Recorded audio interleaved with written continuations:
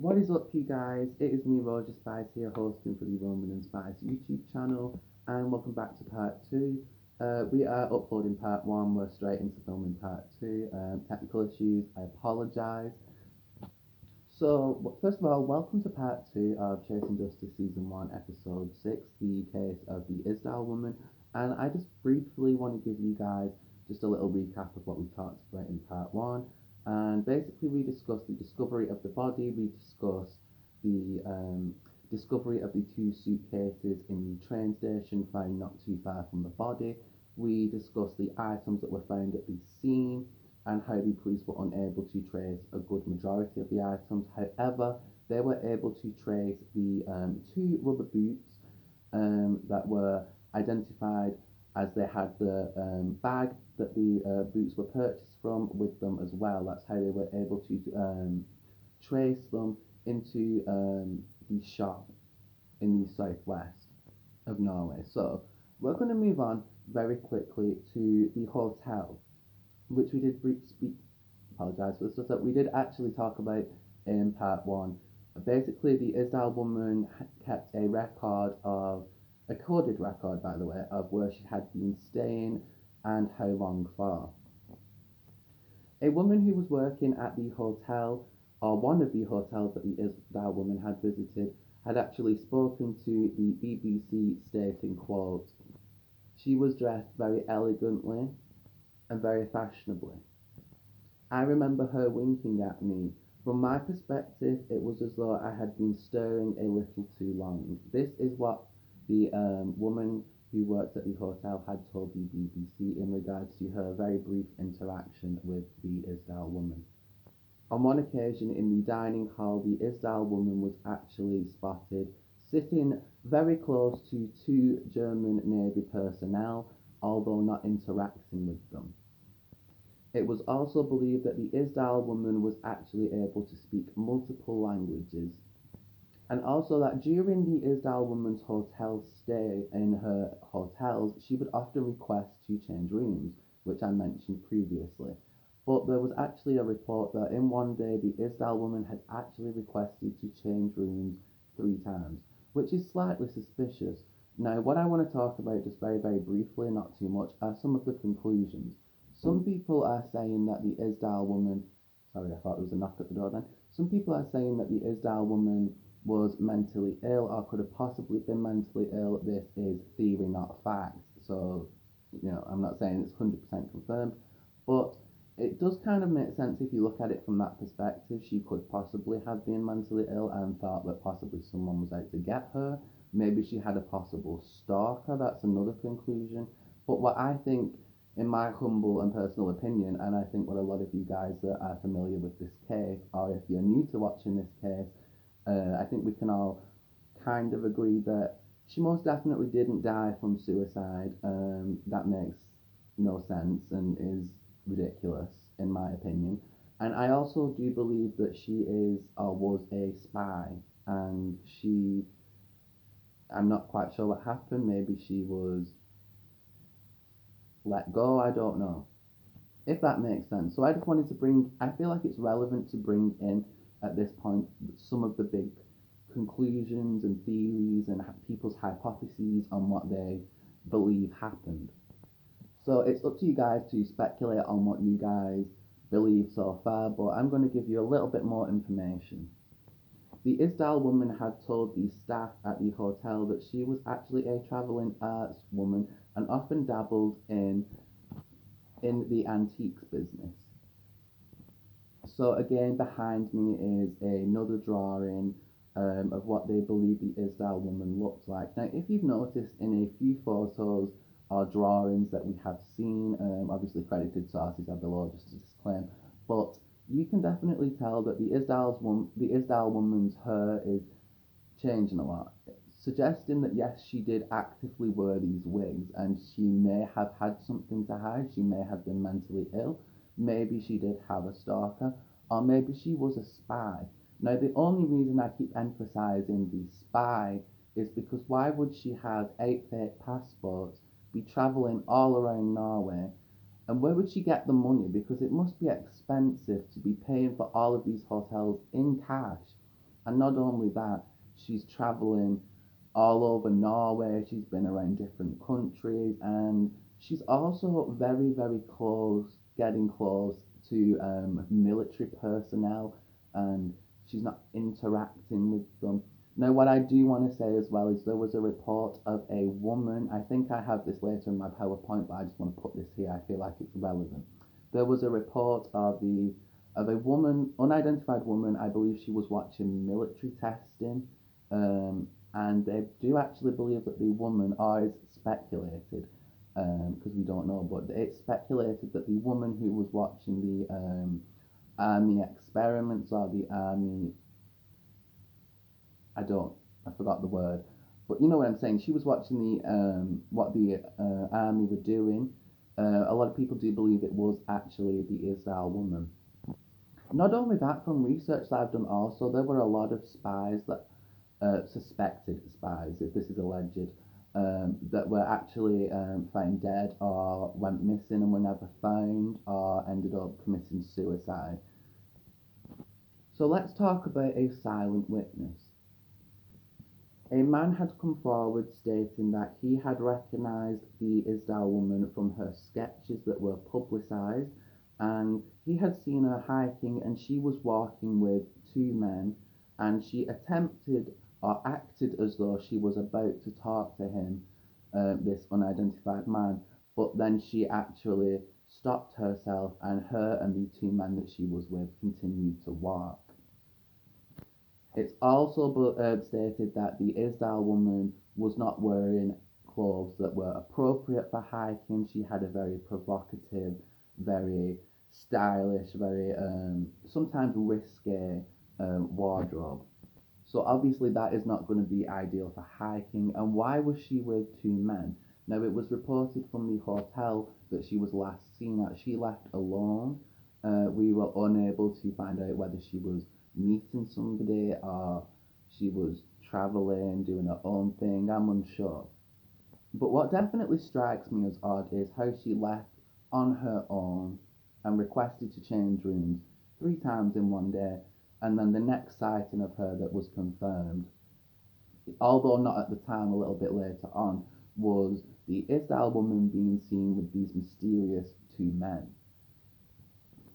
This man had stated that he had gotten into contact with emergency services and the police to give his account of what happened, and he was actually told to, quote unquote, forget her, she has been dispatched and the case will never be solved. Unfortunately, this man did not come forward with his account of the Isdal woman until many years later. He was afraid that maybe the police would come after him, and he was really silenced into not saying anything. He panicked and he didn't want to get in, possibly something serious, which was absolutely just, what's the word? It's like it's not really like beneficial to the case if he's holding it in. I get it, being scared. I totally get it. But I don't know. I don't understand why you would wait so long to come forward, especially when the Isdal woman is a very big case, and since the 1970s right up to present day, she is actually one of the most popular cases I've come across. So I wouldn't have. I don't know. Maybe it's just me looking a bit too much into it, but I kind of feel like, why would you stay silent for so long? Especially when you have information that would have been, at the time, had he have come forward and stated, more, instead of like, I don't want to drag this video on, but you know what I'm trying to say. Which, in a nutshell, if you have information that can help a case, and the person you contact says, investigating services, police, whatever, and you contact them and they say, forget her, the case has been dispatched, so on and so forth, I would not then personally stay silent for years and years and years, especially knowing you have information that is helpful to a case. But that's just my take on it. Maybe you guys can let me know down below in the comments, or feel free to message me about your opinion on this specific information. So over 40 years later, She was actually given a funeral. I believe that her casket was donated, if I remember correctly. She had flowers and um, the attending police officers and stuff like that. She had no family, no friends. Obviously, she wasn't identified. Still to this day, she hasn't been identified, which I think is really sad and really tragic. And these are the sketches here. Some of the sketches that were produced of the Isdal woman. And if anybody has any information or anybody recognizes this or anybody, anybody is interested in doing more research into the Isdal woman, there are a lot, excuse me, if you're looking down below in my description box at my accredited sources, you guys will see, there's a bunch of different people that I took notes from their research from as well as my own, and you guys can always explore these cases and come up with your own opinions. But I just wanted to say that I think that, in my humble opinion, she was a spy. I think that she probably was this woman watching the military tests that were being performed, especially given the fact that she had money from different countries. She had 8 fake passports. She was using different aliases. She was writing in codes that were actually cracked years later. And she wore wigs. She had labels removed off everything, and the only thing that they could trace was the burnt rubber boots with the plastic bag containing the logo of the shop, and also the fingerprint that they found on the sunglasses that were non-prescription. So I don't know. Maybe you guys can let me know in the comments, or feel free to message me. But this case was very intriguing for me to look at, and I have been studying this case for a long, long time. So your opinion or your conclusion of this is your own. I don't want to get too much into it because we would be here forever. But yeah, I gave you guys the 3 main conclusions that people have come up with. None have been confirmed. I just want to put that out there. So conclusion number 1 is the Isdal woman, and this is the most believed theory, is that she was a spy. Conclusion number 2 was that she could have possibly been mentally ill, hence her, several wigs, hence her switching hotels often, traveling up and around Norway and different countries.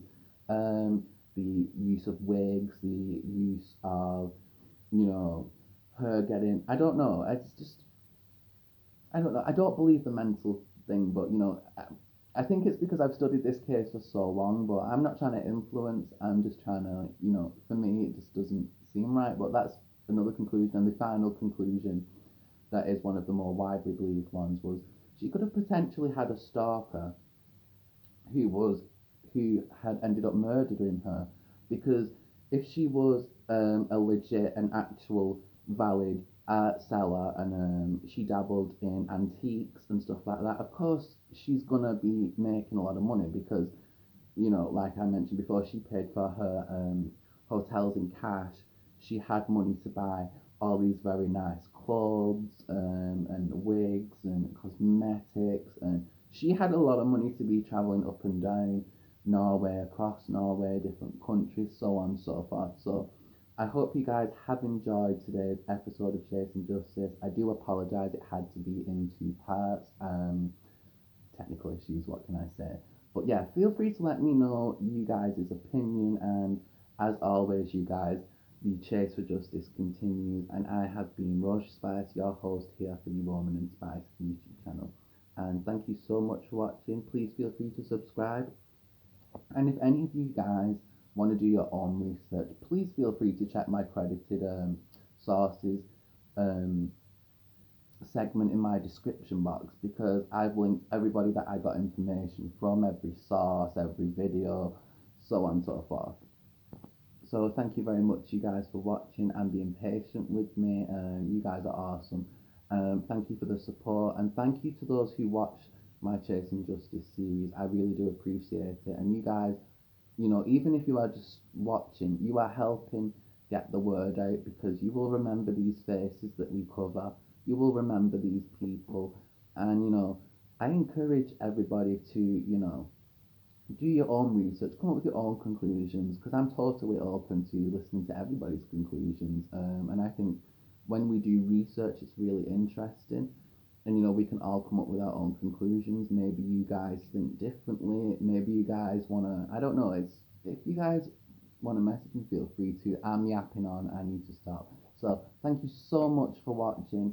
I really do appreciate it. And ladies and gentlemen, this has been Chasing Justice, Season 1, Episode 6, Part 2, the case of the Isdal woman. And until next time, you guys, please chase for justice.